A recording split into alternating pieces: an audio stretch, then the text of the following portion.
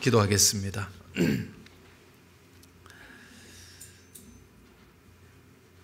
아버지 하나님, 참으로 예수님의 마음을 품고 살기를 원합니다.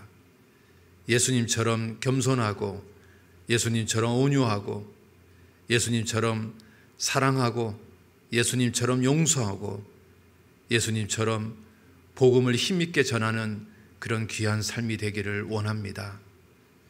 우리가 구원받고 주님의 자녀가 되었고 주님의 신부가 되었는데, 우리가 아버지를 본받고 남편을 본받는 것이 마땅함에도 불구하고 우리의 삶이 그렇지 못할 때가 너무나 많이 있습니다.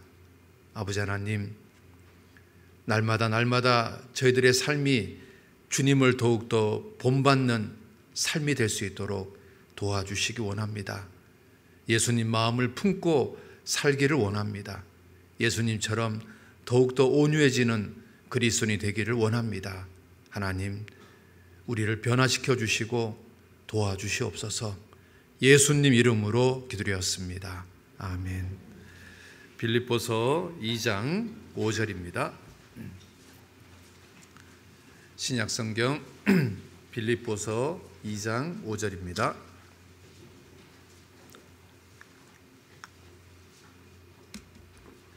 찾았으면 같이 읽어보겠습니다. 너희 안에 이 마음을 품어라. 곧 그리스도 예수의 마음이니. 지난번에 그 예수님 마음에 대해서 이렇게 쭉 말씀을 드렸습니다. 그 예수님의 마음이 다양하게 있지만 그 중에서 가장 대표적인 마음은 온유와 겸손입니다. 그래서 그 온유에 대해서 좀 배웠습니다. 온유한 자가 받는 축복이 무엇인지도 배웠고요. 또 온유가 무엇인지, 온유란 말이 무엇인지에 대해서도 배웠습니다. 오늘은 그렇다면 이 온유한 성품을 만드는 방법, 비결이 뭔지 거기에 대해서 좀 생각해보는 그런 시간이 되었으면 좋겠습니다. 온유한 성품이 되기 위해서 제일 먼저 필요한 첫 단추가 뭘까요? 그것은 구원받아야 됩니다. 거듭나야 되는 겁니다. 온유는 성령의 열매입니다.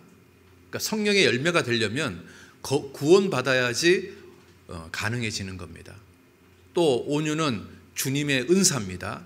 은사는 구원받은 사람한테 주는 거지요, 구원받지 않은 사람한테 주지 않습니다. 그래서 온유한 성품이 되기 위해서 첫 번째 가장 중요한 것은 내가 확실하게 거듭나야 되는 겁니다. 그래서 성령이 이 속에 들어와야 되는 겁니다. 그래야 온유한 열매인, 성령의 열매인 온유가 열릴 수가 있습니다. 베드로는 여러분도 잘 알다시피 다혈질입니다. 한때는 주를 위해서 목이라 내놓겠다고 말했다가 또 한때는 주님을 3번이나 부인하는 아주 다혈질의 사람입니다. 그 말고의 길을 검으로 잘라버린 사람도 베드로입니다. 그런데 베드로가 성령을 받고 나서, 오순절날 성령을 받고 나서 베드로의 삶은 점점 바뀌었습니다. 우리가 베드로 하면 다혈질의 대명사였는데 그 베드로가 정말 온유한 사람으로 바뀌어 버렸습니다. 온유는 성령의 열매입니다. 여러분, 사도 요한 그러면 어떤 느낌이 듭니까? 사도 요한 그러면 사랑의 사도, 정말 온유함의 대명사가처럼 느끼지 않습니까? 그런데 그 예수님을 따라다녔던 예수님 공생의 시대 때 사도 요한의 별명이 뭔지 아세요? 우레의 아들입니다. 보아너게. 우레의 아들이 뭐냐면 너무 성질이 막 급하다, 그겁니다. 그 보아너게, 우레의 아들이었던 사도 요한이 오순절날 성령을 받고 나서 사람이 변하기 시작합니다. 그래서 요한 1서, 요한 2서, 요한 3서를 기록한 사도가 되었는데요, 그 속에 그 사도 요한의 온유함이 절절히 묻어 있지 않습니까? 보아너게, 우레의 아들이, 성질이 정말 급한 사람이 온유한 사람이 됐습니다. 바로 온유함은 성령의 열매이기 때문에 그렇습니다. 여러분, 사도 바울은 어떻습니까? 스데반 집사를 죽이는데 앞장섰던 사람이 사도 바울입니다. 사도 바울이 구원받기 전의 모습은 정말 다혈질이고 아주 급하고 정말 강렬했습니다. 그런데 예수님 만나고 거듭나고 나서 사도 바울은 점점 바뀌었습니다. 나중에 정말 온유한 사람으로 바뀌었습니다. 우리가 온유해지려면 거듭나야 되는 겁니다. 여러분, 보통계하고 진돗개는 품종이 다르지 않습니까? 진돗개는요, 자기 주인에 대해서는 정말 온순합니다. 자기 주인에 대해서는 철저하게 주인의 말에 순종합니다. 그런데 도적이 오거나 또는 주인을 위협하는 대상이 생기면 목을 내놓고 도적한테 싸웁니다. 그리고 주인을 위협하는 대상한테 싸웁니다. 그리고 주인이 어떤 명령을 내리면 그 명령을 순종하기 위해서 정말 목을 내놓고 덤벼듭니다. 여러분, 멧돼지하고 싸우는 개 중에서요, 흔치 않지만 진돗개가 멧돼지하고 싸웁니다. 그런데 여러분, 보통 그 개는 어떻습니까? 보통 개는요, 주인한테도 꼬리치지만요, 도둑놈한테도 꼬리칩니다. 그리고 멧돼지가 찾아오면요, 싸울 생각 안 합니다. 도망갑니다.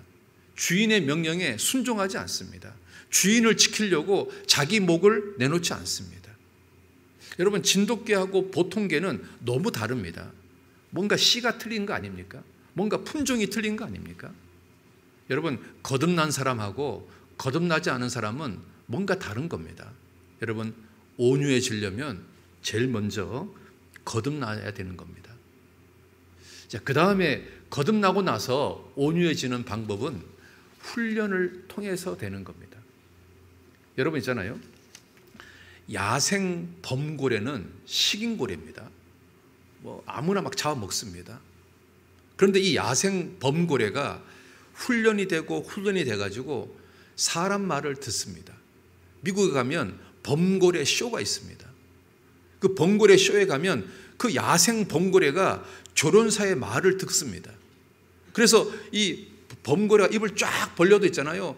야생 그 조련사가 그 입에 머리를 갖다 대도 얘는요, 물지 않습니다. 훈련이 된 거죠. 여러분, 놀랍지 않습니까?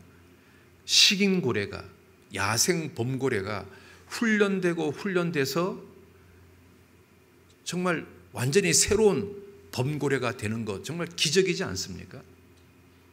여러분, 범고래도 그렇게 바뀌는데 하물며 구원받은 사람이요, 훈련되면 바뀌지 않겠습니까? 우리가 훈련을 통해서 온유한 자가 될 수가 있습니다. 여러분, 그 대표적인 사람 중에 하나가 모세입니다. 모세는 애굽에서 40년 동안 당대 최고의 교육을 받았습니다. 왕자 교육을 받았습니다. 최고의 스승들한테 최고의 교육을 받았습니다. 그런데 40년 동안 교육받았던 모세는 온유해지지 않았습니다. 40년 동안 교육받았던 모세의 최종 결론은 뭔지 아십니까? 사람을 죽이는 살인자가 됐습니다. 온유는 세상의 교육으로 온유해지는 것이 아닙니다. 정말 애굽에서 40년 동안의 모세의 모습은 마치 야생 범고래 같은 그런 모습이었습니다. 그런데 광야에서 40년 동안 훈련받았던 모세는 완전히 새로운 사람이 됐습니다. 여러분, 성경에 모세에 대해서 뭐라고 평가하는 줄 아십니까? 모세의 온유함이 지면의 모든 사람보다 승하더라. 지면의 모든 사람보다 더 온유한 존재가 모세가 되었다. 언제 모세가 온유한 사람이 됐습니까? 바로 광야에서 40년 동안 하나님의 훈련을 받으면서 그 다혈질이었던 모세, 야생 범고래 같았던 모세가 조금씩 바뀌어졌습니다. 그래서 지면에서 가장 온유한 사람으로 바뀌어진 겁니다. 여러분, 어떻게 하면 온유한 성품이 만들어지겠습니까? 훈련을 통해서 만들어지는 겁니다. 모세는 광야에서 평생 40년 동안 한 일은 양을 돌보는 목동이었습니다. 여러분, 양을 돌보는 그 목동 생활하는 데 있어서 애굽에서 배웠던 학문, 교육, 무슨 무술 하나도 필요하지 않았습니다. 자기가 애굽에서 배웠던 당대 최고의 모든 종류의 학문은 광야에서 양을 치는 데는 아무 소용이 없었습니다. 그런데 모세는 40년 동안 똑같은 일을 반복했습니다. 그런데 거기서 모세가 뭘 배웠을까요? 그 양을 돌보면서요, 그 양의 온유함을 배웠을 겁니다. 그리고 양 한 마리를 사랑하는 마음을 배웠을 겁니다. 그리고 그 양을 통해서 참는 것도 배웠을 겁니다. 모세가요, 40년 동안 배운 것이 뭔지 아십니까? 바로 양처럼 온유해지는 것을 배운 겁니다. 하나님이 40년 동안 모세에게 가르친 것 중에 딱 한 가지가 뭔지 아십니까? 온유해지는 겁니다. 모세는 광야에서 자아가 깨지고 깨졌던 겁니다. 여러분, 잠언에 이런 말이 있습니다. 도가니는 은을, 풀무는 금을 연단하거니와 여호와는 마음을 연단하느니라. 하나님이요, 40년 동안 모세의 마음을 연단한 겁니다. 깎고 또 깎고 깎고 또 깎고, 그 왕자라는 신분 깎고, 애굽에서 배웠던 모든 종류의 학문 깎고 깨고 깎고 깨고, 계속 하나님이 다듬어 가셨습니다. 이제 모세가 80이 되었을 때 하나님 보시기에 온유한 자가 된 겁니다. 그때 하나님이 모세를 부르신 겁니다. 민족의 지도자로 부르신 겁니다. 자, 우리는 모세를 통해서요, 온유해지는 방법은 광야에서 훈련받는 겁니다. 여러분, 우리 삶 속에도 광야가 있다는 거 아십니까? 여러분, 광야는 척박한 곳입니다. 어려운 곳입니다. 힘든 곳입니다. 주님만 바라보는 곳입니다. 그곳에서 주님만 바라보면서 견디면서 깎이면서 조금씩 조금씩 온유한 사람으로 바뀌어가는 겁니다. 성경에 나오는 사람들은 다 광야를 통과한 사람입니다. 모세도 40년 동안 광야를 통과했고, 요셉도 13년 동안 나름이잖아요, 노예 생활, 감옥 생활이라는 것을 통해서 그 광야 생활을 지나간 겁니다. 그래서 그 광야 생활을 통과하고 나니까 하나님이 요셉을 국무총리로 세운 겁니다. 다윗도 있잖아요, 나름 광야 생활을 한 겁니다. 사울왕에게 13년 이상을 쫓겨다녔습니다. 그 긴 세월을 쫓겨다니면서 다윗은 있잖아요, 정말 개인적으로 광야 같은 곳을 보낸 겁니다. 그러면서 나중에 30세가 됐을 때 하나님이요, 다윗을 왕으로 세웠던 겁니다.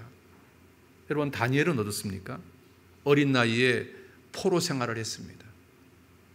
거기서 다니엘은 있잖아요, 대충 세상과 타협하고 편안하게 살 거냐, 아니면 뜻을 세우고 왕의 진미를 거절하고 정말 목숨 건 외로운 생활을 할 거냐, 그 선택의 기로에서 다니엘은요, 하나님 뜻을 세우고 좁은 길을 가기로 결정합니다. 그게 결코 쉬운 게 아닙니다. 바벨론 제국에서 왕의 파워는 우리의 상상을 초월하는 파워를 가지고 있었습니다. 왕 한마디로 한 민족이 몰살시킬 수 있는 파워를 가지고 있습니다. 왕의 명령이면 이스라엘 민족 한 민족을 그 자리에서 그냥 싹 멸절시킬 수 있는 그런 능력을 가진 시대가 바벨론 제국의 시대입니다. 그런데 왕이 내리는 진미를 감히 안 먹어? 왕이요, 그 이야기를 듣고 조금이라도 마음이 상했다면 왕이요, 이렇게 명령할 수 있습니다. 다니엘 죽여. 그리고 다니엘이 속한 민족 싹 죽여. 그러면 그날로 끝나는 겁니다. 그 정도로 막강한 파워를 가진 바벨론 제국 시대에 다니엘이 살았습니다. 그러면요, 얼마든지 핑계댈 수 있습니다. 얼마든지 있잖아요, 타협하고 살 수 있는 겁니다. 왜? 상황이 그러니까. 그런데 다니엘은 핑계대지 않았습니다. 정말 엄청나게 두려운 환경임에도 불구하고 핑계대지 않고 환경 탓하지 않고 뜻을 세우고 좁은 길을 걸어갔습니다. 그러면서 다니엘은 조금씩 온유한 사람으로 바뀌었던 겁니다. 다니엘도 나름 광야 생활을 지나간 겁니다. 자, 우리 시대에 코로나 핑계대고 주일날 안 나오고 교제를 등한히 하시는 분들이 많습니다. 다니엘하고 비교해 보면 너무 부끄럽지 않습니까? 다니엘은 자기 목숨이 왔다 갔다 하는 그런 절박한 환경에서도 뜻을 굽히지 않았는데, 우리는 코로나 핑계대고 너무 쉽게 타협하고 신앙생활을 점점 뒤로 물러나고 있습니다. 우리가요, 언제 온유해지냐면 광야를 지나가면서 온유해지는 겁니다. 하나님이 우리 삶 속에 때로는 배우자 때문에 가슴 아프게 하고, 때로는 자녀 때문에 눈물 나게 하고, 때로는 돈 문제 때문에 잠 못 자게 하고, 때로는 건강이 안 좋아서 어려움을 겪고, 때로는 이웃 사람들과 형제자매들과 갈등이 생겨서 나름 고난을 받고, 왜 하나님이 우리한테 이런 광야길을 걷게 하실까요? 왜 이렇게 다양한 광야를 자꾸 경험하게 하실까요? 하나님이 그 광야를 통해서 우리를 깎아서 온유한 사람으로 만들고 싶으신 겁니다. 여러분 있잖아요, 광야를 통과해야 온유한 사람이 되는 겁니다. 유대인들이요, 광야에서 40년 동안 살았습니다. 그 유대인들이요, 광야에서 정말 다양한 광야를 경험했습니다. 수르 광야를 지날 때는 물이 떨어졌고요, 신 광야를 지날 때는 양식이 떨어졌고요, 르비딘 광야를 지날 때는 반석에서 물이 나오는 경험을 했습니다. 유대인들은 광야 40년 동안 정말 다양한 광야를 경험한 겁니다. 여러분, 광야 생활은 우리의 신앙생활이잖아요. 하나님이 우리한테 다양한 광야를 왜 경험하게 할까요? 왜 배우자 문제 때문에 가슴 아프게 하고, 자녀 문제 때문에 눈물 나게 하고, 건강 문제 때문에, 돈 문제 때문에, 이웃 간의 갈등 때문에 잠 못 자게 만들까요? 왜 하나님 우리한테 이렇게 다양한 광야를 경험하게 할까요? 하나님이요, 우리를 낮추어서 그 예수님의 마음, 겸손과 온유를 배우게 하려고 그렇게 하시는 겁니다. 그렇지 않습니까? 우찌무라 간조가 이런 말을 했습니다. 다른 사람은 모르지만 적어도 나 한 사람에게는 지난날 있었던 모든 일은 다 있을 필요가 있어서 있었던 일입니다.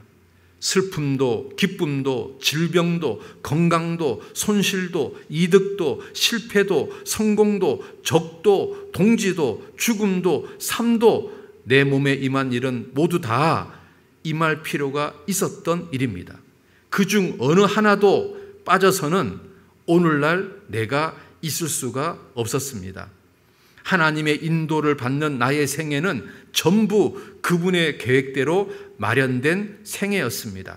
진실로 바울이 말한 것처럼 모든 것이 합력하여 선을 이룬다는 그 말씀처럼 그 모든 것은 나에게 유익이 되었습니다. 그러므로 뉘우칠 것 아무것도 없습니다. 슬퍼할 것 아무것도 없습니다. 누구도 원망할 필요가 없습니다. 나에게 많은 슬픔을 안겨준 사람도 나에게 필요했던 것입니다. 병색에서 지냈던 많은 시일도 나에게 필요한 시간이었습니다. 내 곁을 떠나간 제자, 나를 배반한 친구, 그들조차도 나에게 필요한 것들이었습니다. 나에게 베푸신 하나님의 은혜를 총결산하고 나는 나의 생애의 끝에 가서, 종말에 가서 말할 겁니다. 만사, 만물, 어느 것 하나도 좋지 않은 것은 없었노라고, 필요하지 않은 것은 없노라고 나는 고백할 겁니다. 우찌무라 간조가 이렇게 글을 남겼습니다. 자기가 구원받고 긴 세월을 신앙생활하고 나서 자기 인생의 끝에 와서 지나간 인생을 이렇게 돌아본 겁니다. 자기가 인생 속에서 정말 수많은 광야를 경험한 겁니다. 어떨 때는 제자가 자기를 배신하고, 어떨 때는 몸이 아파서 오랜 동안 병원에 입원해 있었고, 어떨 때는 돈 때문에 괴로웠고, 어떨 때는 여러 가지 정말 많은 일들을 경험했던 겁니다. 그런데 우찌무라 간조가 자기 인생을 이렇게 돌아보니까 그 모든 것들이 자기 삶 속에 하나도 불필요한 것이 없었다. 다 나한테 필요했던 것이다. 그 모든 것이 나를 겸손하게 만들었고 나를 온유하게 만들었다. 그렇게 고백하고 있습니다. 여러분, 그 우찌무라 간조의 그 고백이 정말 우리에게 딱 맞는 거 아닙니까? 왜 하나님이 우리에게 다양한 광야를 경험하게 할까요? 왜 눈물 나게 하는 시간들을 보내게 할까요? 왜 배우자 때문에 눈물 나게 하고, 자녀 때문에 눈물 나게 하고, 돈 때문에 가슴 아파하고, 아파서 힘들어하고, 또는 누군가의 갈등 때문에 괴로워하고, 왜 하나님이 그렇게 다양한 광야를 나에게 경험하게 할까요?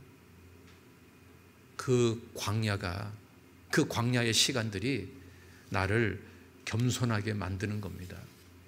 나를 온유하게 만드는 겁니다. 여러분 있잖아요. 온유한 자가 되려면 광야를 지나야 되는 겁니다. 광야를 겪어야 되는 겁니다. 광야를 경험해야 되는 겁니다. 여러분 지금 다양한 종류의 광야를 경험하고 계십니까? 하나님이 여러분 지금 훈련시키고 있는 겁니다. 여러분을 더 낮추고 더 겸손하게 하고 더 온유하게 하려고 하나님이 지금 여러분의 삶을 지금 작업하고 계시는 겁니다.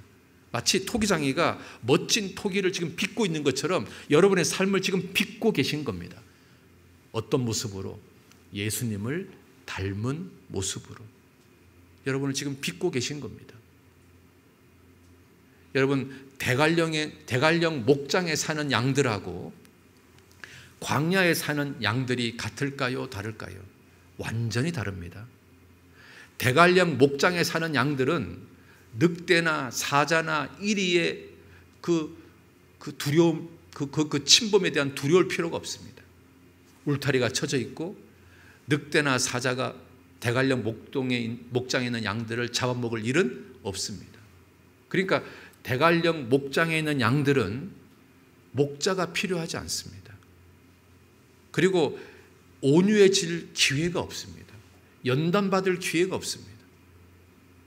그런데 광야에 있는 양들은 어떨까요? 목자가 없으면 하루도 살 수가 없습니다. 광야에 있는 양들은 늘 위험이 도사려 있습니다. 자기를 지켜주는 울타리가 없습니다. 늘 사자나 늑대나 여우나 이리가 찾아올 수밖에 없는 환경에 처해 있습니다. 그러니까 광야에 있는 양들은 목자만을 의지하게 되고 목자만을 바라보게 되고 그런 시간을 통해서 광야에 있는 양들은 더욱더 온유하게 바뀌어집니다. 여러분, 대관령 목장에 있는 양들은 구원받지 않은 이방인이라고 한번 생각해 보십시오. 그리고 광야에 있는 양들은 거듭난 그리스도인이라고 한번 생각해 보십시오. 여러분, 누가 주님을 더욱더 알아갈까요? 누가 주님을 더욱더 의지할까요? 누가 더욱더 온유하고 겸손해질까요? 여러분, 명백하지 않습니까? 대관령 목장에 있는 양은 이렇게 말합니다. 내게 목자가 없어도 부족함이 전혀 없도다, 이렇게 말할 겁니다. 그런데 광야에 있는 양들은 이렇게 말할 겁니다. 내게 목자가 없으면 우리는 단 하루도 살 수가 없도다, 그렇게 고백할 겁니다. 여러분, 이방인들은 푸른 초원에 그림 같은 집을 짓고 삽니다. 그들은 하나님이 필요하지 않습니다. 그들은 자기 마음대로 인생을 살고 싶습니다. 얼마든지 인생을 즐기면서 멋대로 살고 싶어 합니다. 그들은 자기 삶의 주인이 필요하지 않습니다. 자기 삶을 컨트롤하고 자기 삶을 꺾고 온유해지게 만들고 낮추게 하는 그런 절대자가 필요하지 않습니다. 그들은 야생 그대로, 본능 그대로 살고 싶어 합니다. 그들의 최종적인 결론은 어디입니까? 영원한 지옥입니다. 그런데 구원받은 그리스도인은 목자가 없으면 살 수가 없습니다. 주님이 없으면 살 수가 없습니다.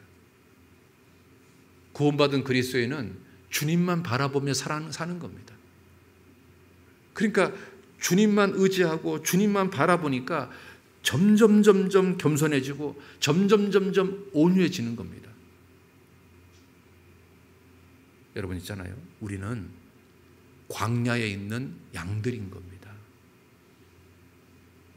내 인생의 목자이신 여호와를 의지하지 않으면 단 한순간도 살 수가 없는 존재들입니다. 그래서요, 온유를 한마디로 말하면 고집을 꺾는 겁니다. 한번 따라 봅시다. 온유란 고집 꺾기다. 그렇습니다. 고집을 꺾는 겁니다. 고집을 꺾어야 온유하게 되는 겁니다. 여러분, 사사시대의 특징이 뭡니까? 이스라엘의 왕이 없으므로 사람이 각각 그 소견에 옳은 대로 행하였더라. 사사시대는 그 사람의 소견에 옳은 대로 행하였더라. 자기 마음대로 살았다 그 말인 겁니다. 고집을 꺾지 않았다 그 말입니다. 사사시대 사람들은 온유해질 수가 없는 겁니다. 온유는 고집을 꺾는 겁니다. 고집을 꺾는 거예요. 다윗은 있잖아요. 많은 훈련을 통해서 고집이 꺾여서 주님 마음에 합한 사람이 됐습니다. 그런데 여러분, 이스마엘을 성경은 뭐라고 말합니까? 들락이라고 말합니다. 야곱의 형 에서는 성경에서 뭐라고 말합니까? 들사람이라고 말합니다. 여러분, 들사람은 뭡니까? 고집을 꺾지 않는 야생 범고래 같은 존재, 온유하지 않는, 지 멋대로 살고 싶어하는 그런 사람이 들사람이고 들락인 겁니다. 여러분, 다르지 않습니까? 다윗하고 에서는 다르지 않습니까? 다윗하고 이스마엘은 다르지 않습니까? 들사람, 고집을 꺾지 않는 겁니다. 훈련되지 않는 겁니다. 그래서 본능 그대로 사는 겁니다. 자기 소견에 옳은 대로 행하였더라. 그렇게 되는 겁니다. 여러분, 이집트의 바로 왕은 교만합니다. 온유하지 않습니다. 스스로가 신이 된 사람입니다. 그리고 어마어마한 권력과 군사력을 가지고 있습니다. 그리고 그 바로와 함께 싸웠던 모세는 아무 권력이 없습니다. 아무 군사가 없습니다. 그냥 지팡이 하나 들고 있는 80 먹은 노인입니다. 그런데 모세는 온유한 사람입니다. 당대 최고의 권력을 가진 바로왕과 80 노인네 지팡이 하나만 들고 있는 온유한 모세하고 한판 붙었습니다. 여러분, 누가 이겼습니까? 모세가 이겼습니다. 왜요? 하나님은 온유한 자와 함께 역사하거든요. 예수님은 아무것도 없습니다. 도살장에 끌려가는 어린 양처럼 잠잠하게 십자가를 지고 끌려갔습니다. 그리고 십자가에 못이 박히는데도 예수님은 가만히 있었습니다. 우주 만물을 창조하신 분입니다. 지금이라도 마음만 먹으면 자기 손에 못을 박는 로마 군사 싹 죽일 수 있습니다. 그런데 예수님은 온유함으로 참았습니다. 그런데요, 여러분 잘 알다시피 십자가에서 다 이뤘다 함으로 말미암아 전 세계를 정복해버린 겁니다. 사탄을 정복해버린 겁니다. 죄를 정복해버린 겁니다. 그렇지 않습니까? 우리가 광야에서 훈련돼서 고집이 꺾여서 온유한 사람이 된다면 우리가 하나님께 얼마나 귀하게 쓰임받는 인생이 되겠습니까? 마지막 시대 사람들은 정말 사납습니다. 정말 조급합니다. 마지막 시대 사람들은 사람을 죽이는 것이 너무 쉽습니다. 마지막 시대 사람들은 자아가 굉장히 강합니다. 자존심이 상하는 것을 용납하지 않습니다. 이 마지막 시대 사람들을 꺾어서 온유한 사람으로 만드는 일이 그 어느 때보다 정말 힘든 시대가 되어버렸습니다. 여러분, 포도알이요, 포도주가 되려면 포도알이 그대로 있으면 죽었다 깨어나도 포도주가 안 됩니다. 포도알이요, 짓밟히고 뭉개지고 깨지고 그래야 이게 포도주가 됩니다. 흙덩어리가요, 그대로 있으면 절대로 토기가 되지 않습니다. 이 흙덩어리가 깨지고 뭉개지고 비껴지고 더군다나 불 속에 들어가서 엄청난 불 속에서 연단을 받아야만 비로소 토기가 됩니다. 금광석이 그대로 있으면 순금이 안 됩니다. 풀물 속에 들어가가지고 뜨거운 불 속에서 연단되어야만 정금이 나는 겁니다. 우리 자아가 광야에서 깨지지 않는다면, 깎여지지 않는다면 우리는요, 그대로 있다면 구원만 받았지 온유한 사람은 절대 되지 않습니다. 너희 안에 이 마음을 품으라. 그리스도 예수의 마음이니. 너희는 내게 배우라. 나의 마음은 온유하고 겸손하니까 그 온유와 겸손을 내게 배우라. 예수님 우리한테 배우라고 명령하고 있습니다. 그런데 내가 광야에서 깨지고 꺾이고 깎여지지 않으면 우리는 예수님처럼 온유함하고는 정말 거리가 먼 사람이 됩니다. 구원은 받았을지 모르지만, 천국에 갈지는 모르지만 주님하고는, 주님 모습하고는 전혀 다른, 주님의 모습을 조금이라도 닮아야 되는데 전혀 다른 사람이 될 겁니다. 나는 죽고 예수로 살아야 되는데 내 자아가 강하니까, 깨지기 싫어하니까, 깎이기 싫어하니까 나는 그대로 있습니다. 다른 형제자매들은 조금씩 예수님을 닮아가는데 구원받고 5년이 지나고 10년이 지나고 20년이 지나면 뭔가 그 사람 모습에서 예수님 모습이 조금이라도 보이는데 나는 그대로입니다. 들사람처럼, 들나귀처럼, 야생 범고래처럼 그대로입니다. 야생 그대로인 거예요. 깎이지가 않아요. 바뀌지가 않아요. 달라지지가 않아요.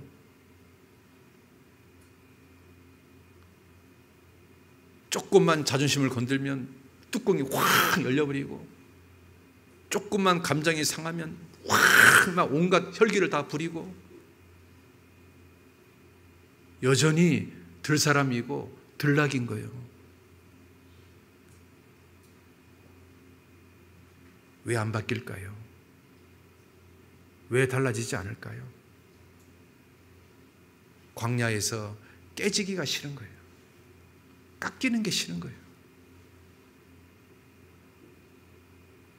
구원받은 연수만 자랑하고,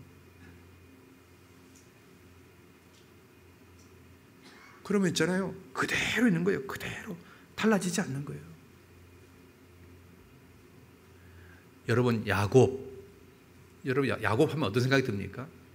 야곱은 있잖아요, 신령한 축복에 대한 욕심이 굉장히 많은 사람이에요. 오죽하면요, 태어날 때도 형의 뒷다리를 잡고 나왔겠습니까? 얼마나 그 장자의 축복을 갈망했으면 팥죽을 끓여서 형하고 거래를 했겠습니까? 야곱은 신령한 축복에 대한 욕심, 갈망하는 마음이 굉장히 높았던 사람이에요. 그런데 또 한편으로 야곱의 단점이 뭐냐면 자아가 굉장히 강했어요. 자기 생각, 자기 꾀, 자기 방법이 굉장히 강했어요.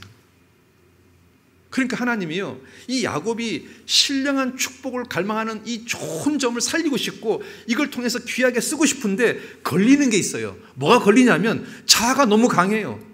온유하지 못해요. 겸손하지 못한 거예요. 그러니까 하나님께서요, 야곱보다 더 꾀가 많은 사람, 야곱보다 더 강한 외삼촌 밑에서 20년 동안 광야 생활을 경험하게 하는 거예요. 거기서 깎이니까 드디어 하나님이 야곱을 이스라엘로 바꿔주셨잖아요. 야곱이 인생을 다 살고 나서 노년 시절에 뭐라고 고백합니까? 나는 참으로 험악한 세월을 살았다. 왜 야곱이요? 험악한 세월을 살았을까요? 왜 이삭하고는 다른 인생을 살았을까요? 야곱은요, 너무 자아가 강하고 너무 자기 생각이 강하고 자기 깨가 강하니까 이게 깨지는데 너무 많은 시간이 걸렸던 거예요. 반대로 이삭은 그게 좀 작았어요. 그러니까 하나님께 연단받는 시간이 짧았던 거예요. 우리가 있잖아요, 자아가 강하고 자기 생각이 강하고 자기 꾀가 강하고 자기 수단과 방법이 강하면 그만큼 더 험한 세월을 보내야 되는 거예요. 더 깎이는 시간이 많아지는 거예요. 그럼 결국은 있잖아요, 자기 손해인 거예요. 더 긴 시간을 허비해야 되는 거니까. 여러분 있잖아요, 야곱처럼 되지 않았으면 좋겠어요. 자기 생각을 깨고 자기 수단을 깨고 자기 방법을 깨고 정말 주님 앞에 더 낮아지고 더 온유해져서 정말 주님께 쓰임받는 인생이 되었으면 좋겠어요. 여러분, 복음성가 중에 광야를 지나며라는 제목의 복음성가가 있습니다. 그 가사가 이렇게 되어 있습니다. 왜 나를 깊은 어둠 속에 홀로 두시는지, 어두운 밤은 왜 그리 길었는지, 나를 고독하게 나를 낮아지게 세상 어디도 기댈 곳이 없게 하셨네. 광야에 서 있네. 주님만 내 도움이 되시고 주님만 내 빛이 되시는, 주님만 내 친구 되시는 광야, 주님 손 놓고는 단 하루도 살 수 없는 곳 광야에 서 있네. 내 자아가 산산이 깨지고 높아지려 했던 내 꿈도 주님 앞에 내려놓고 오직 주님 뜻만 이루어지기를, 나를 통해 주님만 드러나기를 광야를 지나며 광야에 서 있네. 우리가 있잖아요, 하나님이 나를 광야를 지나가게 할 겁니다. 나를 광야에 서 있게 할 겁니다. 그 광야에서 우리가 깎이면서 더욱더 겸손해지고 더욱더 온유해지는 시간이 필요한 겁니다. 그래야 온유한 성품이 만들어집니다. 그리고요, 온유한 성품이 만들어지려면 또 참아야 됩니다. 온유는 인내하는 사람에게만 생기는 겁니다. 왜 모세에게요, 온유함이 지면의 모든 사람보다 승하다는 평가를 왜 받은 줄 아십니까? 이 모세가요, 자기 아내가 죽고 나서 구스 여자를 아내로 삼았습니다. 그랬더니 미리암과 아론이 그걸 가지고 비방을 하는 겁니다. 아니, 왜 유대인 여자 중에서 아내를 삼지 해필이면 구스 여자를 아내로 삼냐? 그것도 민족의 지도자가 해필이면 왜 구스 여자냐? 그런데 있잖아요, 여러분, 이거 착각해야 될 게, 착하지 말아야 될 게, 모세가 이방인하고 결혼했다는 말이 아닙니다. 지금 광야길을 걸어가고 있다는 이야기는 다 구원받은 사람인 거예요. 그러니까 구원받은 사람 중에 유대인 말고 이방인도 있었던 겁니다. 그 구원받은 사람 중에 비록 유대인이 아닌 이방인 구스 여자를 아내로 취한 거예요. 그러니까 이방인하고 결혼한 게 아닌 겁니다. 그러면 미리암과 아론이요, 거기에 대해서 비난할 이유가 없는 거예요, 엄밀히 따지면. 그런데 미리암과 아론이요, 교만했던 거죠. 그걸 건수 잡아가지고 모세를 확 깎아내리고 그 모세의 위치에 자기들이 서 있고 싶었던 거죠. 그래서 건수를 잡은 거죠. 야, 기회다. 모세를 끌어내릴 기회다. 그래서 이제 모세를 비방한 겁니다. 그런데 모세가요, 그 비방에 참았습니다. 그리고 미리암이 문둥병 걸리니까 오히려 그 미리암을 위해서 기도했습니다. 그런 사건을 통해서 하나님이 모세를 이렇게 말하는 겁니다. 온유함이 지면의 모든 사람보다 승하다. 자, 우리 민수기 한번 봅시다. 민수기 12장.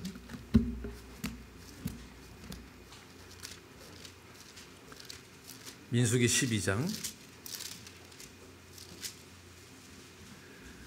1절입니다. 모세가 구스 여자를 취하였더니 그 구스 여자를 취하였으므로 미리암과 아론이 모세를 비방하느니라. 자, 그런데 모세는 이 비방에서 참았습니다. 그리고 13절 한번 보겠습니다. 문둥병이 걸리고 나니까 13절에 같이 봅시다. 모세가 여호와께 부르짖어 가로되 하나님이여 원컨대 그를 고쳐 주옵소서. 자기를 비방해서 문둥병 걸렸던 미리암을 위해서 기도하고 있습니다. 하나님, 그를 고쳐 주옵소서. 정말 우리하고는 완전히 다른 모습이지 않습니까? 그래서 3절입니다. 12장 3절 같이 읽읍시다. 이 사람 모세는 온유함이 지면의 모든 사람보다 승하더라. 모세가요, 이런 평가를 받게 된 이유가 뭐냐면 참았던 겁니다. 자기를 비난하고 자기를 욕하고 자기를 깎아내리는 사람에게 대해서 참았습니다. 그리고 한 걸음 더 나아가서 그 사람을 위해서 기도해 줬습니다. 여러분, 온유함은 참을 때 생기는 겁니다. 여러분, 숯덩어리 아시죠? 숯은 탄소로 되어 있습니다. 탄소. 이 숯덩어리가요, 압력을 받고 견디면 이 숯이 뭐가 되는 줄 아십니까? 석탄이 됩니다. 석탄. 근데 이 석탄이 또 압력을 받고 견디면 얘가 뭐가 되는 줄 아십니까? 다이아몬드가 됩니다. 똑같은 탄소 덩어리인데 얼만큼 견디냐에 따라서 숯이 되고 석탄이 되고 다이아가 됩니다. 우리가 있잖아요. 견디고 참고 또 참으면 다이아몬드 같은 온유함이 내 속에서 생길 겁니다. 여러분, 예수님이 얼마나 온유한 분인지 어떻게 알 수 있습니까? 자기를 지금 죽이고 있는 로마 군사들에게 뭐라고 말합니까? 하나님, 저들을 용서해 주십시오. 여러분, 이게 가능합니까? 자기 손에 못을 박는 사람에게, 자기 옆구리에 창을 찌르는 사람에게, 자기 발에 못을 박는 사람에게 하나님, 저들을 용서해 주십시오. 정말 온유함의 극치죠. 극치. 인간은 도저히 할 수 없는 최고의 온유함을 예수님이 우리에게 보여주셨죠. 온유는 참는 거예요.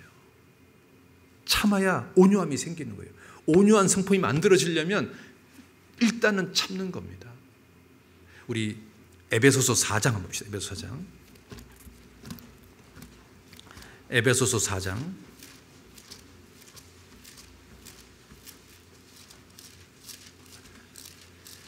에베소서 4장 2절입니다. 같이 읽어봅시다.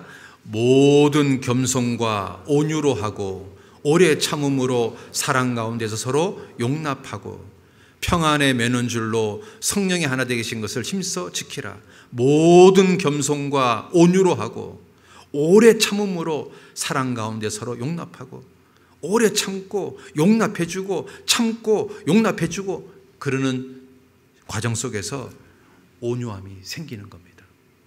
점점 온유함이 생기는 겁니다.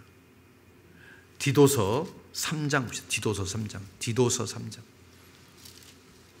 3장 2절입니다. 같이 봅시다. 아무도 회방하지 말며 다투지 말며 관용하며 범사의 온유함을 모든 사람에게 나타낼 것을 기억하게 하라. 범사에 온유해라. 범사에 온유해라. 모든 경우에도 온유해라. 그러면 모든 경우에도 온유하려면 여러분 있잖아요. 참아야 되지 않습니까? 그래서 여러분 한번 다짐했으면 좋겠습니다. 내가 욕을 들어도, 비방의 말을 들어도, 판단의 말을 들어도 내가 공격하지 않기로 다짐을 해보는 겁니다. 참아보기로 다짐을 하는 겁니다. 형제들아, 피차에 비방하지 말라. 형제를 비방하는 자나 형제를 판단하는 자는 곧 율법을 비방하고 율법을 판단하는 것이라. 내가 만일 율법을 판단하면 율법의 준행자가 아니요 재판자로다. 형제들아, 피차에 비방하지 마라. 서로 비방하지 마라. 여러분, 참아야 온유해지는 겁니다. 다윗은 비방의 말을 누구보다 많이 들었습니다. 근데 다윗은 참았습니다. 또 참고 또 참고 또 참았습니다. 점점 숫덩어리가 석탄이 되고 다이아가 됩니다. 다윗의 마음속에 빛나는 그 다이아, 온유함과 겸손이 탁 만들어졌습니다. 하나님은 그 다윗 속에 있는 그 다이아몬드, 그 온유한 다이아몬드, 겸손한 다이아몬드를 보셨던 겁니다. 그래서 다윗을 뭐라고 평가했냐면 너는 내 마음에 합한 사람이다. 왜요? 주님 마음이 온유하고 겸손한데 주님 마음하고 닮았다 그 말입니다. 주님 마음하고 비슷하다 그 말입니다. 내 마음하고 합했다, 내 마음하고 같다 그 말입니다. 여러분 마음은 주님 마음하고 비슷합니까? 여러분 마음은 주님 마음하고 닮았습니까? 여러분 마음속에는 그 다윗처럼 온유한 다이아몬드, 겸손한 다이아몬드가 이 속에 박혀 있습니까? 여러분은 주님이 평가할 때 너는 내 마음과 합한 자라는 평가를 들을 수 있겠습니까? 여러분 참으면 그렇게 됩니다. 여러분 시편에 다윗이요 비방하는 말을 얼마나 많이 들은지 아십니까? 시편 31편에도 내가 무리의 비방을 들으며 42편에도 내 대적이 나를 비방하고 74편에도 우매한 자가 종일 비방하고 79편에도 우리 이웃에게 비방거리가 되고 다윗이요 내가 비방의 말을 들었다는 말을 시편에 얼마나 많이 기록하고 있는 줄 아십니까? 그런데 다윗은 그 모든 종류의 비방에 대해서 참는 겁니다. 그게요 참다 보니까 숫덩어리가 석탄이 되고 다이아가 되는 겁니다. 온유한 성품이 만들어지는 겁니다. 사도 바울도 얼마나 많은 비방을 들었습니까? 사도 바울이 뭐라고 말합니까? 만물의 찌꺼기 같은 여김을 받았다. 만물에서 가장 찌꺼기 같은 존재의 취급을 받았다. 그런데 사도 바울은 참는 겁니다. 여러분 내가요 썸씽이다, 내가 뭔가 대단한 존재라고 생각한 사람은 절대 못 참습니다. 네가 뭔데 나를 감히 이렇게 생각합니다. 나를 감히 이렇게 취급해? 나를 뭘로 아는 거야? 감히 나한테 이렇게 대접해? 그런 생각이 왜 올라올까요? 자기가 뭔가 대단한 존재라고 생각하니까 그런 생각을 하는 겁니다. 감히 나를 이렇게 취급해? 그런데 있잖아요, 내가 나싱이라고 생각하면, 내가 아무것도 아닌 존재라고 생각하면 참아지는 겁니다. 내가 뭔가 썸씽이라고, 내가 뭔가 대단한 존재라고 생각하는 게 교만이지 않습니까? 우리가 있잖아요, 온유한 성품은 오래 참아야 됩니다. 여러분 광야 시대 때 우물은 생존과 직결되어 있습니다. 우물을 가지고 있는 것은 지금으로 말하면 엄청난 재산을 가지고 있는 것하고 똑같습니다. 그런데 이삭은 그 우물을 파면은 누군가 찾아와서 내 거라고 얘기합니다. 이삭은 또 회피하고 또 우물을 팝니다. 또 찾아와서 내 거라고 합니다. 보통 사람 같으면 우물이요, 생사하고 관련되어 있으니까 죽기 살기로 덤벼들 겁니다.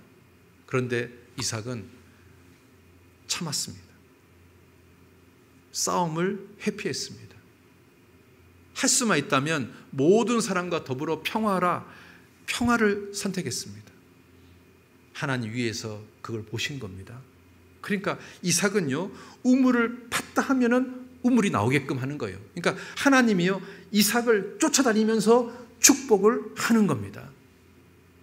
여러분, 하나님의 축복을 이삭처럼 받고 싶습니까? 그러면 이삭처럼 참는 겁니다. 또 참는 겁니다. 또 참는 겁니다. 우리 보통 봄에 산불이 많이 난다 그러잖아요. 봄에 산불이 왜 많이 나냐면 비가 내리지 않으니까 이 나무와 풀이요, 바싹 말라버려 있어요. 그래서 조금만 불이 탁 붙어도 확 붙어요. 그런데 비가 내리잖아요. 비가 자주 오면 누가 있잖아요, 성냥불 갖다가 산에다 던져도 불이 안 붙어요. 왜냐하면 비가 내려가지고 나무와 잎사귀가 촉촉하게 젖어 있으니까 그 성냥불이요, 불이 나지 않게 만들어요. 말씀이 은혜잖아요. 말씀이 비잖아요. 우리가 은혜의 비가 내 마음에 촉촉히 내려지잖아요. 내 마음에 이 비가 내려져 있으면 누가 있잖아요, 열받게 해도 이게 불이 안 붙어요. 참아진다니까요. 근데 내 마음에 은혜가 없어요. 내 마음이 마치 봄처럼요, 바싹 말라져 있어요. 그럼 누가요, 조금만 열받게 해도요, 이게 불이 확 붙는다니까요. 뚜껑이 확 열려버린다니까요. 감히 네가 나를, 이렇게 되는 겁니다. 그러니까 있잖아요, 우리가요, 이 마음에 은혜의 비가 촉촉하게 내려져 있을 수 있도록 있잖아요, 계속 말씀 가운데, 교제 가운데, 기도 가운데 있어야 되는 거예요. 그래야 이 마음에 은혜의 비가 촉촉하게 묻어져 있어야 설령 누가 열받게 해도 이게 뚜껑이 안 열려지는 거예요. 그렇지 않습니까? 말씀을 가까이 하지 않고, 교제를 가까이 하지 않고, 기도를 가까이 하지 않으면 조금만 어떤 상처되는 말이 있으면요, 막 그게 있잖아요, 막 큰 상처가 돼요. 그게 있잖아요, 마음에 불이 확 붙어요. 그래서 막 불처럼 막 또 끌어올라요. 그래서 눈에는 눈, 이에는 이 하고 한판 붙는 거예요. 그러면 하나님의 의가 이루어질 수가 없어요. 하나님 역사가 이루어질 수가 없어요. 하나님의 축복이 이루어질 수가 없는 거예요. 온유한 성품을 만들려면 참는 거예요. 벤저민 프랭클린이 이런 말을 했습니다. 인내할 수 있는 사람은 그가 바라는 것을 무엇이든지 이룩할 수 있다. 인내할 수 있는 사람은 그가 바라는 것을 무엇이든지 이룩할 수 있다. 벤자민 프랭클린이 자기 인생을 살아보니까 어떤 사람이 나름의 분야에서 성공하는가 보니까 인내하는 사람들이더라, 그 말입니다. 여러분, 성경도 그렇게 되어 있습니다. 너희에게 인내가 필요함은 너희가 하나님 뜻을 행한 후에 약속을 받기 위함이라. 약속을 받고 싶다면 인내하는 겁니다. 히브리서 13장 한번 찾아봅시다. 히브리서 10장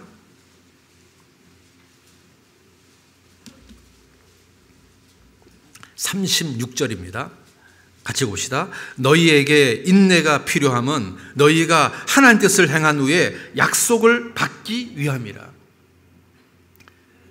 약속을 받는 사람이 누구냐? 오래 참는 겁니다. 그 사람이 약속을 받는 겁니다. 여러분, 온유한 성품은 참을 때 만들어집니다. 존 메칼이라는 석유 탐사 학자가요, 폐광을 이렇게 조사해 보니까 이 폐광 밑에 석유가 있을 거라는 어떤 생각이 들었던 겁니다. 이 사람이 이 폐광을 샀습니다. 전 재산을 쏟아부어 샀습니다. 그래서 땅을 파고 내려가는데 석유가 안 나옵니다. 돈이 다 떨어졌습니다. 친구들한테 막 돈을 왕창 빌렸습니다. 이 밑에 석유가 있다고, 나한테 돈을 빌려주면 내가 더블로 갚아줄 테니까 돈 좀 달라고 해서 막 여기저기 돈을 갖다 잔뜩 빌려가지고 땅을 팠습니다. 180m를 팠는데 여전히 석유가 안 나오는 거예요. 돈은 다 떨어졌습니다. 여기저기서 빚독촉하는 거예요. 너한테 속았다, 돈 내놓으라고 막 하는 겁니다. 이 존 메카리라는 사람이 내가 실패했나 보다, 내가 잘못 생각했나 보다, 그래서 죽고 싶은 마음이 올라왔습니다. 정말 죽고 싶어서 하나님께 기도했습니다. 하나님, 나는 실패한 인생입니다. 난 이 수많은 빚을 갚을 방법이 없습니다. 그냥 생명을 끊고 이제 그만 끝내고 싶습니다. 그랬더니 하나님이 자기한테 그러더라는 겁니다. 존 메카라, 정상일보 직전에, 성공일보 직전에 포기한 성공이 얼마나 많은 줄 아냐? 그 말을 딱 듣는 순간 그게 무슨 말일까? 하나님, 그럼 어쩌란 겁니까? 더 파란 소리입니까? 존 메카리요, 그래, 땡전 한 푼 없지만 더 파보자. 다시 결심을 하고 팠습니다. 딱 2m를 더 팠습니다. 그런데 석유가 쏟아진 겁니다. 어마어마한 부자가 됐습니다. 만약 이 사람이요 180m에서 파고 거기서 멈춰버리고 자살했다면 수많은 사람들한테 피해를 줬을 겁니다. 그런데 2m를 딱 더 팠는데 거기서 원유가 쏟아졌습니다. 우리가 조금 더 참고, 조금 더 인내하고, 조금 더 포기하지 않으면 그때 있잖아요, 온유한 성품이 딱 만들어지는 겁니다. 그 찰스 코어만 여사가요, 이 애벌레가 누에꾸치에서 이렇게 나오려고 막 애를 쓰는 장면을 봤답니다. 그런데 얘가요 3일 동안 나오려고 애를 쓰는데 못 나오더래요. 자기가 그걸 3일 동안 지켜보는데 그 애벌레가 너무 안 됐더래요. 그 자기가요 얘를 도와주고 싶어가지고 가위를 가지고 그 밑에 나오는 구멍을 조금 찢어줬대요. 좀 나오기 좋게. 그랬더니 얘가 쑥 나오더래요. 근데 문제는 날개가 빈약해가지고 날지를 못하다가 곧 죽어버리더래요. 자기는 이 애벌레를 도와주려고 누에꽃이 그 나오는 구멍을 조금 잘라줬는데 오히려 얘 생명을 망치는 일을 하게 된 거죠. 이때 이 찰스 코어만 여사가 아주 깊은 깨달음을 얻었다는 겁니다. 얘가 지금 나오려고 발버둥 치는 이 시간은 결코 헛된 시간이 아니구나. 얘한테는 꼭 필요한 시간이구나. 날개를 만드는 시간이구나. 튼튼한 날개를 만드는 시간이구나. 그걸 깨달았던 겁니다. 그리고 나서 이 사람의 인생이 확 바뀌었답니다. 뭔가 일이 진척이 되지 않고, 뭔가 일이 잘 풀리지 않고, 뭔가 계속해서 어려운 일이 될 때 이게 낭비하는 시간이 아니구나. 믿음의 날개를 만드는 시간이구나. 그래서 날 수 있는 존재를 하기 위해서 하나님께서 지금 나를 이렇게 어렵게 만들고 있는 거구나. 그렇다면 참아야 되겠다. 이 참는 것이 헛된 시간이 아니니까. 여러분, 다윗이요 사울왕에게 13년 이상 쫓겨다녔습니다. 어떻게 보면 이거 낭비하는 시간처럼 보이지 않습니까? 빨리 그냥 사울왕 폐위시키고 다윗 왕 세우면 될 텐데 왜 이렇게 하나님은 13년 이상을 이렇게 시간을 낭비할까? 그렇지 않습니다. 낭비하는 시간이 아닙니다. 하나님은 다윗에게 믿음의 날개를 만들어 주려고 지금 훈련시키고 있는 겁니다. 모세 40세 나이에 바로 그냥 모세를 통해서 끈집어내지 왜 굳이 광야에서 40년 동안 훈련시켜가지고 80대 노인네를 쓰려고 그럴까? 왜 하나님은 그 긴 40년을 낭비하는 것일까? 낭비하는 게 아닙니다. 하나님은 온유한 사람을 만들기 위해서, 믿음의 날개를 만들기 위해서 지금 훈련시키고 있는 겁니다. 아브라함이 자녀가 태어나지 않은 시간이 25년입니다. 25년 동안 아브라함은 자녀가 태어나지 않아서 굉장히 마음 졸이고 살았습니다. 그 25년이 아브라함에게 시간을 낭비하는 게 아닙니다. 믿음의 사람을 만들기 위한, 믿음의 날개가 만들기 위한 그런 하나님의 은혜의 시간이었던 겁니다. 우리가 있잖아요, 뭔가 참아야 될 일이 생깁니다. 뭔가 뜻대로 안 되는 일이 생깁니다. 뭔가 막 하나님이 모든 사방을 꽉 막아놓은 것처럼 꼼짝달싹 못하게 하는 시간을 만드시는 겁니다. 왜 하나님이 나한테 이런 시간을 허락할까요? 내 인생을 왜 낭비하게 만들까요? 이런 거 다 풀어주면 빨리빨리 주를 위해서 뭔가 살 것 같은데 왜 이 귀한 시간을 왜 이렇게 낭비하게 만드는 것일까요? 이 젊은 청춘을 주를 위해 살고 싶은데 왜 이렇게 나를 꼼짝달싹 못하게 지금 나를 막아놓는 것일까요? 왜 하나님 내 인생을 이렇게 낭비하는 것일까요? 낭비하는 게 아닙니다. 하나님이 더 귀하게 쓰시려고 믿음의 날개를 지금 만들고 계신 겁니다. 결코 헛된 시간이 아닙니다. 결코 낭비하는 시간이 아닙니다. 왜 내 남편이 이렇게 구원이 잘 안 될까요? 다른 사람들은 쉽게 구원받는데 왜 나는 이렇게 더딜까요? 왜 나는 이렇게 하나님 좀 빨리빨리 해주시면 우리 남편 구원시키면 내가 주를 위해 더 열심히 살 텐데, 더 귀하게 인생을 살 텐데 왜 하나님 나를 이렇게 낭비하시는 겁니까? 낭비하는 게 아닙니다. 그 시간을 통해서 내 믿음의 날개를 지금 만들고 있는 겁니다. 더 귀하게 쓰려고, 하나님이 더 귀하게 쓰려고. 오래 참는 시간을 통해서 하나님 여러분에게 온유한 성품, 그 귀한 선물을 주시려고 하나님 지금 훈련시키고 있는 겁니다. 오직 경건에 이르기를 연습하라. 여러분, 온유한 성품이 되려면 연습해야 됩니다. 연습하는 게 필요합니다. 온유한 것은 친절이고 예절입니다. 여러분, 온유하다는 말이 영어로 kind, gentle 이렇게 번역합니다. 여러분, 젠틀이 친절한, 예의 바른, 정중한, 공손한 뭐 그런 뜻입니다. 우리는 하늘의 왕자입니다. 그러면 하늘의 왕자가 하늘의 왕자답게 매너 있게 행동하는 게 당연하지 않습니까? 매너 있게 말하는 것이 당연하지 않습니까? 우리는 하늘의 왕자입니다. 우리는 주님의 신부입니다. 주님의 신부에 걸맞게 정말 매너 있게 정중하게 예절 바르게 행동하고 말해야 되는 게 당연하지 않습니까? 그런데 이게 저절로 되는 게 아닙니다. 연습해야 됩니다. 연습. 오직 경건에 이르기를 연습하라. 우리가 하나님 만나러 갈 때 나는 최대한 예절을 갖추어서 행동하고 최대한 예절을 갖추어서 말할 겁니다. 그렇다면 내 옆에 있는 형제자매들은 어떤 분입니까? 그분들도 다 나와 똑같은 하늘의 왕자들입니다. 내가 주님한테 대하는 것처럼 우리는 내 옆에 있는 형제자매들한테 똑같이 예절 바르게 행동하고 예절 바르게 말해야 되는 것이 당연한 겁니다. 친절하게 말하고 친절하게 행동하는 것이 당연한 겁니다. 지극히 작은 소자에게 한 것이 내게 한 것이라. 형제에게 범죄하는 것이 그리스도에게 범죄하는 것이니라.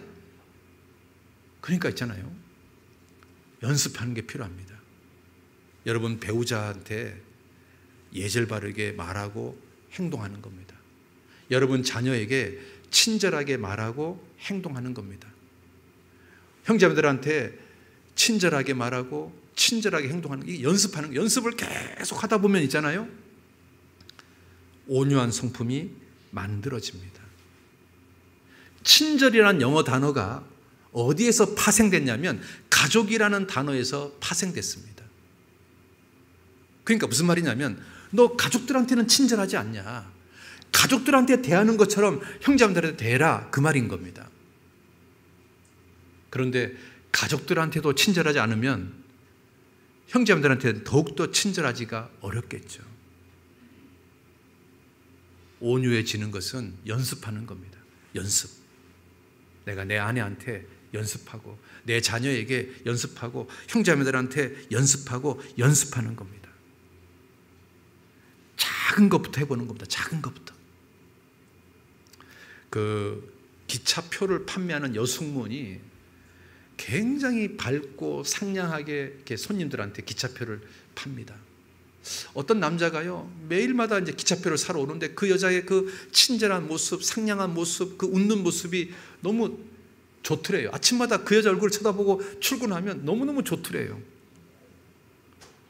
자기 아내는 인상 팍 쓰면서 나를 출근시키는데, 자기 자녀는 자기 속을 갖다 열받게 하고 나를 출근시키는데, 그 기차표 아가씨는 언제나 자기한테 상냥하게 대하고 웃으면서 대하고 그런다는 거예요. 그러니까 정말 그 기차표 아가씨 때문에 아침에 마음이 상쾌해진대요.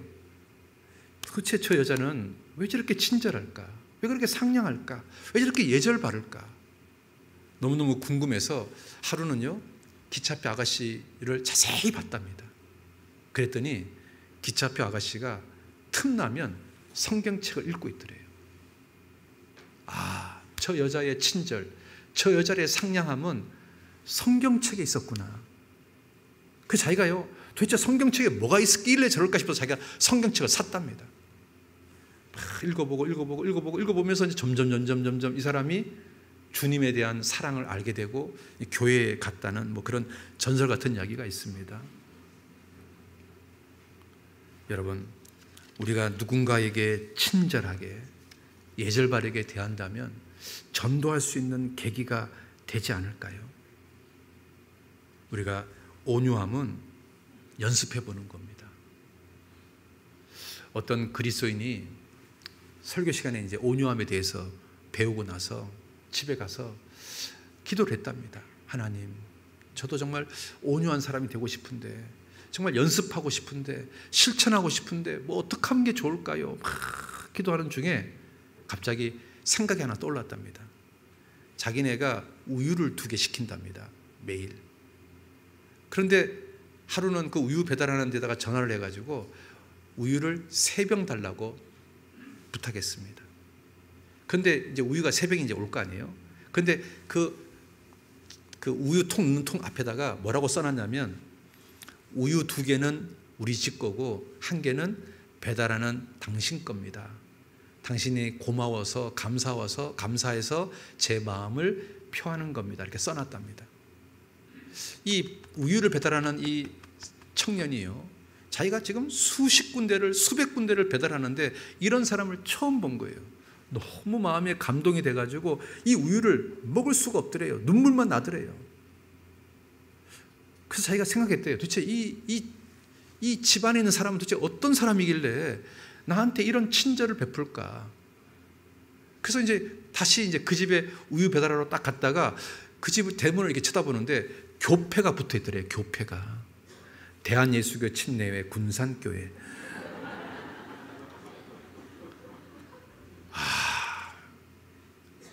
군산교회를 가봐야 되겠다.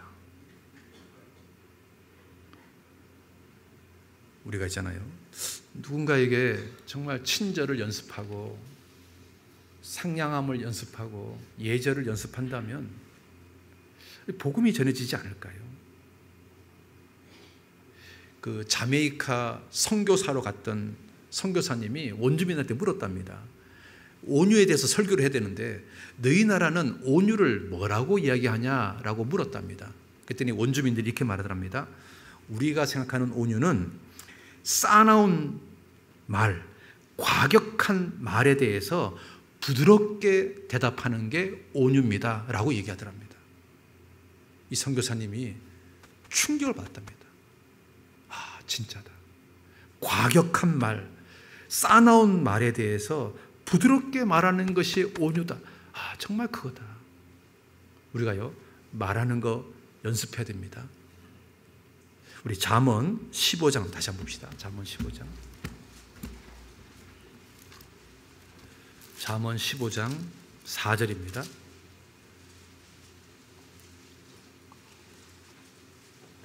잠언 15장 4절 같이 한번 읽어봅시다.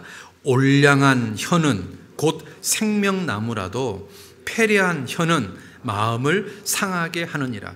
여러분, 올량하다, 이게 무슨 뜻이냐면 치료하다, 건강하다, 그런 말입니다. 그러면 올량한 혀는 무슨 말이냐면 상대의 마음의 상처를 치료하고 회복시켜 주시고 건강하게 만들고 영적인 생기를 얻게 하고 힐링시켜 주는 말, 그게 올량한 혀입니다. 자, 그러면 올량한 혀는 상대방의 마음의 상처를 치유하고 회복하고 건강하게 하고 생기를 불어주고 힐링시켜주는 말은 생명나무다. 누군가에게 생명을 주는 나무다. 자, 그런데 이제 반대로 패례한 혀, 패례한 혀는 뭐냐면 거짓말, 왜곡된 말입니다. 마음을 상하게 한다는 말은 영혼과 생명을 깨트린다, 파멸시킨다라는 뜻입니다. 그러면 패례한 혀는 마음을 상하게 하느니라, 이게 무슨 뜻이냐면 거짓되고 왜곡된 말은 단순히 그 사람 마음에 상처를 주는 것뿐 아니라 육적으로 영적으로 그 사람의 생명까지 파멸시키는 심각한 말이다, 그런 뜻인 겁니다. 패례한 혀는 누군가의 마음을 상하게 합니다. 누군가를 파멸시킵니다. 누군가에게 고통을 줍니다. 정신적인 학대를 하는 겁니다. 가스라이팅이 되는 겁니다. 그런데 올량한 혀는 생명나무가 됩니다. 누군가를 힐링시켜주는 말이 됩니다. 누군가의 신앙을 회복시켜주고 누군가의 마음의 상처를 치료해주는 그런 말이 되는 겁니다. 우리가 친절한 말은 올량한 혀가 되는 겁니다. 과격한 말은 패례한 혀가 되는 겁니다. 우리가 연습하는 겁니다. 올량한 혀, 친절한 말을 하려고 자꾸 연습하는 겁니다. 그러면 조금씩 온유한 사람으로 바뀌어지는 겁니다. 친절한 말은 짧고 쉽게 말할 수 있다. 그러나 그 메아리는 참으로 끝없이 울려 퍼진다. 그렇습니다. 온유한 것은 누군가의 마음에 쉼을 주는 겁니다. 우리가 친절한 말을 하면 누군가의 마음에 쉼을 줄 수 있습니다. 우리 빌립보서 4장 봅시다. 빌립보서 4장. 빌립보서 4장 5절입니다.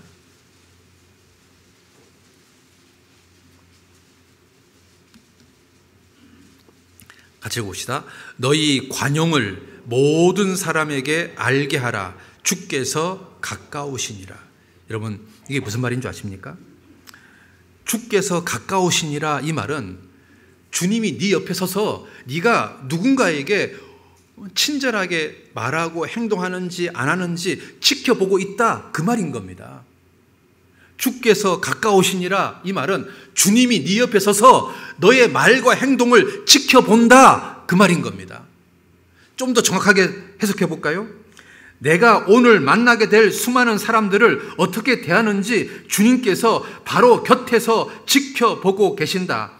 딱딱하고 엄격하게 대하는지, 아니면 온유와 관용으로 그들의 처한 환경을 이해하고 그들을 위해서 친절한 말을 하는지 안 하는지 옆에서 지켜보고 계신다. 그렇게 해석되어 있습니다. 주께서 가까우시니라, 이 말은 주님이 옆에서 지켜보고 계신다, 그 말입니다. 내가 오늘 누군가에게 친절하게 말하고 친절하게 행동하고 예의 있게 말하고 예의 있게 행동하는지 안 하는지 하나님이 지켜보신다, 그 말입니다. 그러니까 우리가요, 연습해 보는 겁니다. 안 되지만 하나씩 해보는 겁니다. 연습하다 보면 조금씩 늘어납니다. 그래서 정말 온유한 성품이 만들어집니다. 제일 먼저 자기 아내한테부터 연습해 보는 겁니다. 여보, 우리 둘이 한번 연습해 보자. 서로를 위해서 연습해 보는 겁니다. 그러면 있잖아요, 조금씩 바뀌어질 수 있습니다. 수냄 여인은 친절한 사람입니다. 그래서 자녀가 태어나는 축복을 받지 않았습니까? 어떤 미국의, 이거 실화입니다. 미국의 엄청난 부자가 이제 자기들이 이제 죽을 날이 가까워졌으니까 이 재산을 좀 귀하게 사용하고 싶어가지고 미국 최고의 대학 하버드 대학에다가 이 돈을 기증해야 되겠다. 그래서 이제 하버드 대학 정문에 갔답니다. 가가지고 수의 아저씨한테 이렇게 말했답니다. 내가 총장을 만나러 왔어. 그랬더니 수의가요, 이 노부부가 행색이 좀 초라해 보이니까 이 사람이 잡상인인 줄 알고 우리 총장님 바빠서 안 돼요. 가요! 하고 쫓아내버렸답니다. 이 노부부가요, 마음의 상처를 받았답니다. 그래서 내가 하버드 대학만큼 좋은 대학을 만들어야 되겠다. 그래가지고 자기 돈을 다 쏟아부어서 만든 대학이 뭔지 아십니까? 미국의 스탠포드 대학입니다. 여러분, 아이비리그 대학에 들어가는 대학입니다. 하버드 대학만큼 정말 명문 대학입니다. 나중에 하버드 총장이 그걸 알았습니다. 여러분, 그 수위 잘랐을까 안 잘랐을까요? 상상에 맡기겠습니다. 만약에 그 하버드 대학의 수위가 그 노부부한테 친절하게 대했다면, 온유하게 대했다면, 스탠포드 대학을 세울 정도의 돈이니까 어마어마한 돈이 하버드 대학에 기증되지 않았겠습니까? 그런데 그 엄청난 기회가 날아가 버렸습니다. 친절은 친절을 낳습니다. 내가 누군가에게 친절하면 그 누군가도 나한테 친절하게 대합니다. 내가 누군가에게 과격하게 대하면 그 누군가도 나한테 과격하게 대할 겁니다. 이게 실화인데요. 시골에 작은 호텔 지배인이 있었습니다. 그날 비가 쭉 내리는데 어떤 노부부가 빈 방을 찾으러 왔습니다. 근데 그날따라 호텔에 방이 하나도 없습니다.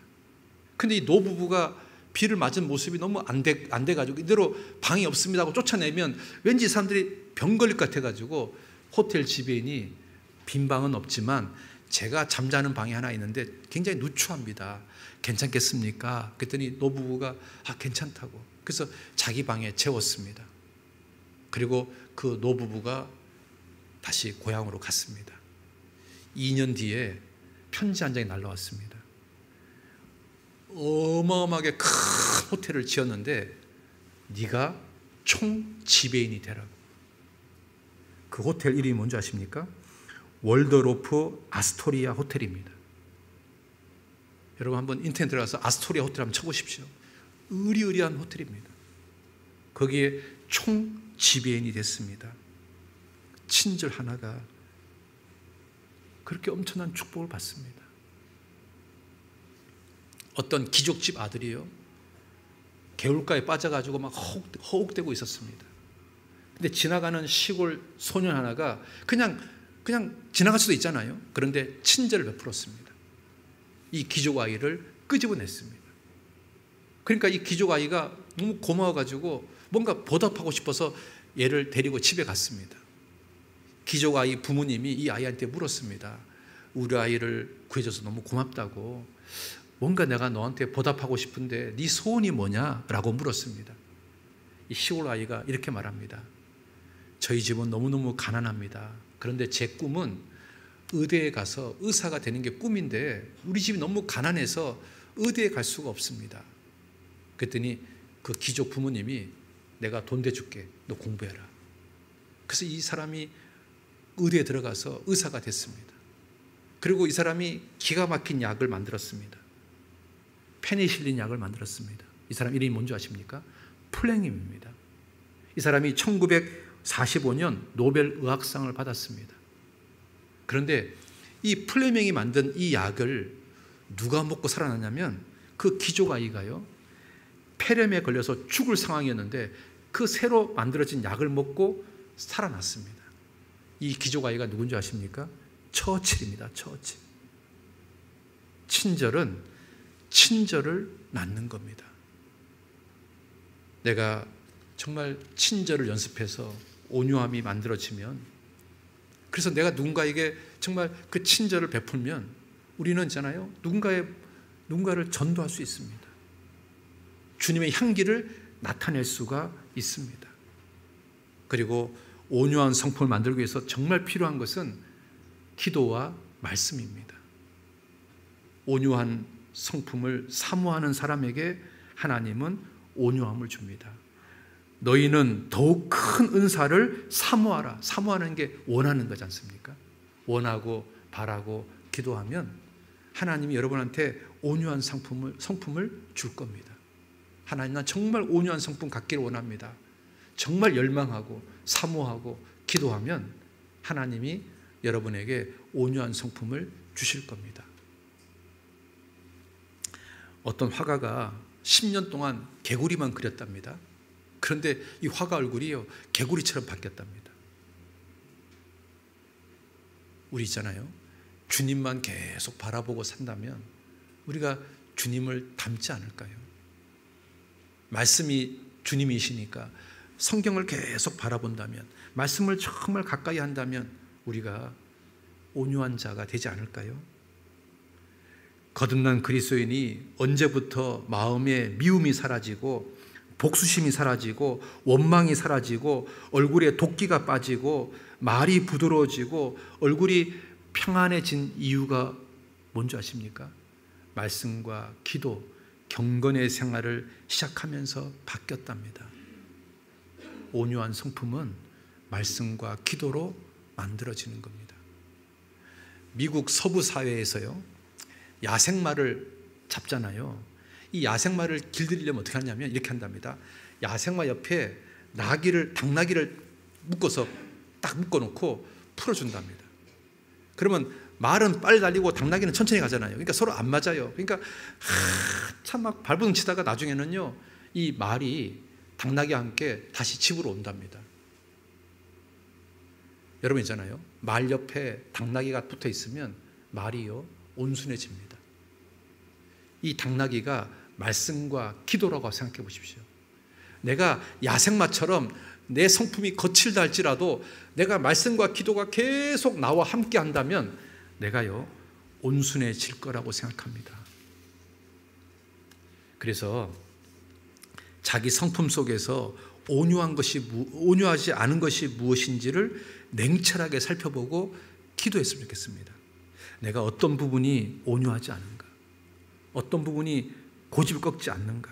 어떤 부분이 친절하지 못한가? 어떤 부분이 딱딱한가? 어떤 부분이 내가 거친가?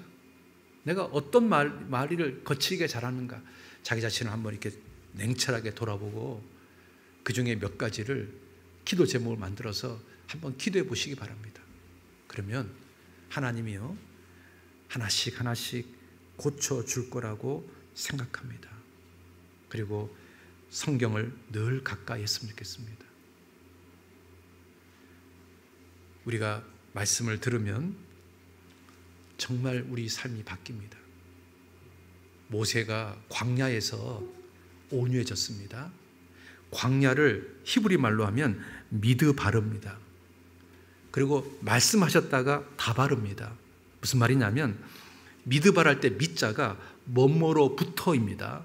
그리고 다바르는 말씀하셨단 말입니다. 그러니까 광야라는 글자와 하나님 말씀했다는 말이 똑같은 말입니다.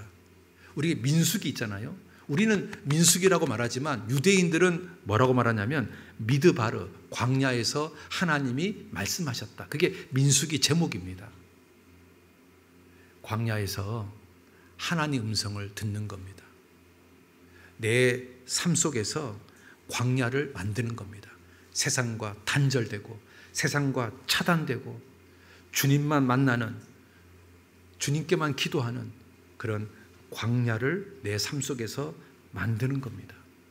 그래서 정말 그 골방에서 기도하고 성경을 읽고 그런 시간이 나를 점점 온유하게 만들어 갈 겁니다. 자, 오늘 온유한 성품을 만드는 그 방법, 비결에 대해서 이야기해 드렸습니다. 거듭나야 됩니다. 광야에서 훈련 받아야 됩니다. 고집이 꺾여야 됩니다. 그리고 인내하는 겁니다. 그리고 하나씩 연습하는 겁니다. 그리고 말씀과 기도를 통해서 온유한 성품이 만들어지는 겁니다. 우리 온유한 성품을 점점 만들어서 하나님께 더 축복받고 더 귀하게 쓰임받는 그런 삶이 되었으면 좋겠습니다. 기도하겠습니다. 아버지 하나님, 오늘 온유한 성품은 어떻게 만들어지는지, 그 방법이 무엇인지, 비결이 무엇인지에 대해서 배웠습니다. 모세가 광야에서 온유한 사람이 된 것처럼 우리도 하나님 주시는 그 광야에서 점점 꺾이고 깨져서, 고집이 꺾이고 자아가 깨지고 자기 생각이 깨져서 점점 온유한 성품이 만들어질 수 있도록 도와주시기 원합니다. 그리고 오래 참는 그 과정 속에서 온유함이 만들어진다고 합니다. 하나님, 더욱더 오래 참을 수 있는 그리스도인이 되게 도와주시고, 그리고 경건에 이르기를 연습하라고 말씀하신 것처럼 작은 친절, 작은 예절, 작은 언행 연습을 통해서 조금씩 온유한 사람으로 바뀔 수 있도록 도와주시기 원합니다. 그리고 말씀과 기도로 온유한 성품이 만들어질 수 있도록 더욱더 경건의 시간을 가질 수 있도록 인도하여 주시옵소서. 그래서 우리 모두가 조금씩 점점 더 온유함으로 진보해서 주님을 더욱더 닮아가고 주님께 더 쓰임받고 주님께 더 은혜 받는 우리 모두가 될 수 있도록 도와주시옵소서. 예수님 이름으로 기도드렸습니다. 아멘.